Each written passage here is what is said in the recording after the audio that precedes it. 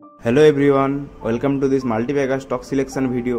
তো আপনারা যদি রেগুলার আমার ভিডিওগুলো যদি দেখে থাকেন তাহলে আপনারা দেখবেন আমি পেছনের কিছু কিছু স্টকের নাম আমি বলেছিলাম বা স্টকের জন্য স্টকগুলোর ভিডিও বানিয়েছিলাম।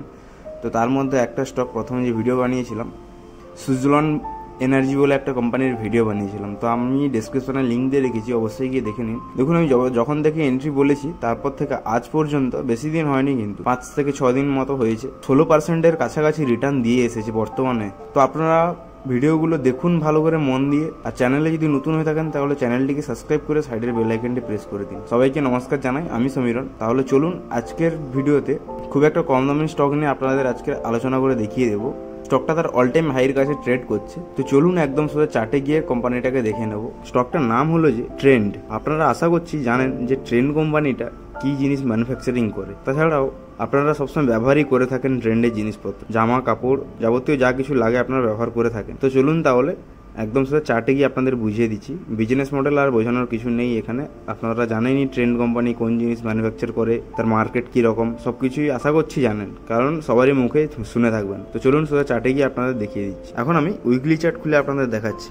এইখানে দেখুন 2021 সালে আগে পর্যন্ত কিন্তু একটা মোটামুটি কনসলিডেশন জোনের মধ্যে ফেস করছিল, মানে একটা জোনের মধ্যে up down up down up down করছিল। তো 2021 সালে যখনই ব্রেকআউট দিল, দেখুন আমি এখানে 45 মুভিং অ্যাভারেজ একটা লাগিয়ে আপনাদের দেখিয়ে দিচ্ছি। যখনই ব্রেক দিল মুভিং অ্যাভারেজকে, ব্রেক দিয়ে দেখুন কনসলিডেশন করতে করতে হায়ার হাই ফরমেশনের দিকে উপরে দিয়ে গেছে।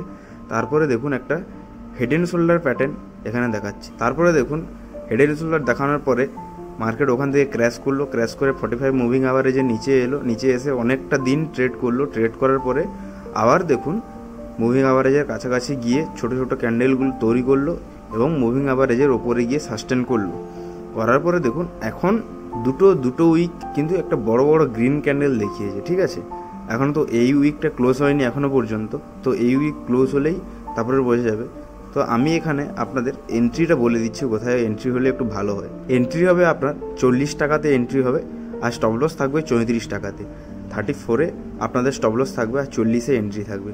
আর আপনাদের টার্গেট কোথায় পর্যন্ত থাকবে? টার্গেট থাকবে এখানে 70 টাকা পর্যন্ত থাকবে। এখানে টার্গেটটা আমরা কি করে বললাম দেখুন, প্রথমে যে অল টাইম হাই ছিল সেইটা প্রথমে বর্তমানে আমাদের টার্গেট থাকবে।